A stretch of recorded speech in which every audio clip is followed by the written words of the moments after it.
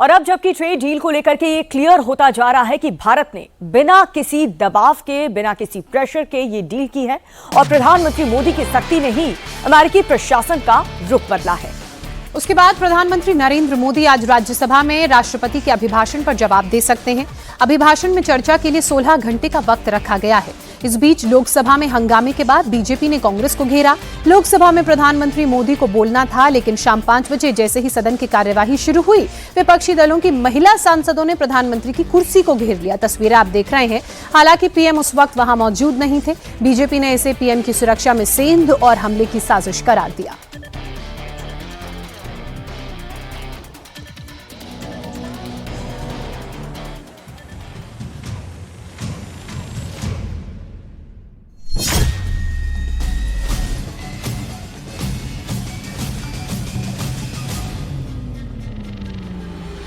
कल लोकसभा में हंगामे के बाद अब आज प्रधानमंत्री नरेंद्र मोदी जवाब देंगे। ये जवाब सिर्फ राष्ट्रपति के अभिभाषण पर चर्चा का नहीं होगा।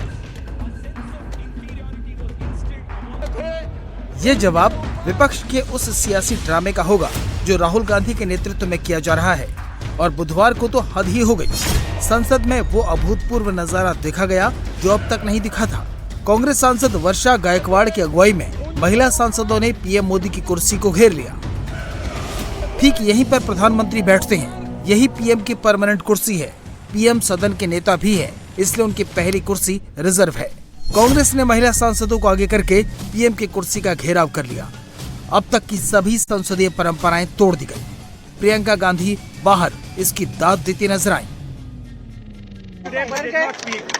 आने से डर गए सदन में, और उनके रेल मंत्री और निशिकांत जी तो बुलेट ट्रेन की तरह भागे। लड़कियों जो राहुल जी ने चैलेंज किया था, तो आप बताएंगे किस बात से डरे? क्या समझते हैं? समझते हैं कि नेहरू खानदान का राज है, दूसरा कोई नहीं आ सकता है। ये कांग्रेस पार्टी का दफ्तर है या सोनिया गांधी का घर है। विरोध का ये स्तर सदन ने पहले नहीं देखा था। ऐसे में संसदीय कार्य मंत्री किरेन रिजिजू ने बेहद समझदारी से काम लिया। वो महिला सांसदों से नहीं उलझे। देखिए, इन तस्वीरों में दिख रहा है कैसे किरेन रिजिजू कांग्रेस की मंशा को भांपते हुए अपनी जगह पर बैठे रहे। सारी महिलाएं आपने देखा होगा, कोई प्लान करके आई, ऐसा थोड़ी अचानक आ जाती है। हम हटा रहे थे तो अभी हट भी नहीं रहे थे कि बोला नहीं हम खड़े रहेंगे। ये इसका मतलब इन्होंने समझा कि सत्ता हमारी बपोती है। ये नरेंद्र मोदी जी आकर के यहाँ कैसे बैठ गए? ये गरीब समाज के आदमी, ये पिछड़े समाज के आदमी यहाँ आकर के कैसे बैठ गए? ये जो इनका अहंकार है कांग्रेस का, जो कल राहुल गांधी जी ने बोला भी कि मैं एलओपी ऑफ इंडिया हूं, मुझे कौन रोक सकता है बोलने के लिए? अगर हाउस में बोलना होगा किसी को भी तो माननीय स्पीकर साहब की परमिशन से ही बोलना होगा। लेकिन कल उन्होंने उनको भी चैलेंज किया कि मुझे कौन रोकेगा। इसका मतलब वो अहंकार राहुल गांधी जी का भी कल बोला। आज उनका अहंकार ये बोल रहा था कि ये कुर्सी तो राहुल गांधी जी के लिए होनी चाहिए। इधर आ गए वो। ये लोग कांग्रेस अपने महिला सांसदों को आगे करके लिटरली कहूँ तो अटैक करने के लिए भेजा। किस पर? प्रधानमंत्री की चेयर के पास तक आ गए। प्रधानमंत्री की चेयर से भी आगे गए। प्रधानमंत्री थे उस समय? प्रधानमंत्री जी नहीं थे। ये 5 बजे तक तो एडजर्न थी लोकसभा। तो जैसे ही 5 बजा और हमारी सभापति आकर के बैठी, वैसे ही ये लोग आ गए। 1 सेकंड का मौका नहीं दिया। और ये इनका जो मोड था, अटैकिंग मोड था। अरे भाई, तुम गुस्सा क्यों हो रहे हो? तुमको हराया है देश की जनता ने, हरा रही है लगातार चुनाव में देश की जनता। इसका गुस्सा आप उतारने एनडीए पे आते हो। बीजेपी का आरोप है कि महिला सांसदों की इस हरकत से पीएम की सुरक्षा में सेंध लगाने की कोशिश की गई। बीजेपी ने इसे हमले की साजिश करार दिया है।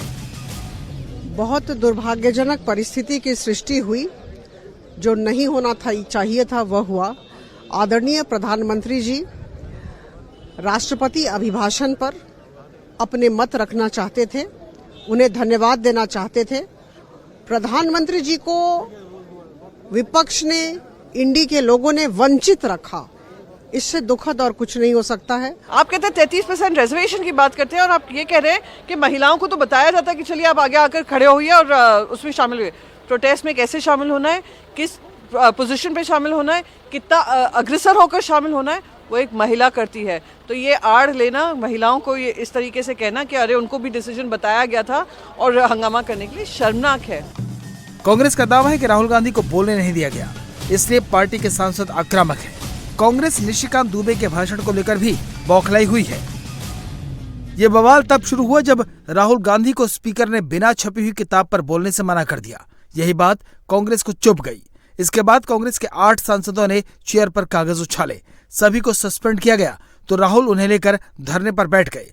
वहां से गुजर रहे बीजेपी सांसद रवनीत बिट्टू को गद्दार बोल दिया और सदन के अंदर पीएम के बोलने का वक्त आया तो महिला सांसदों ने ये हंगामा खड़ा कर दिया।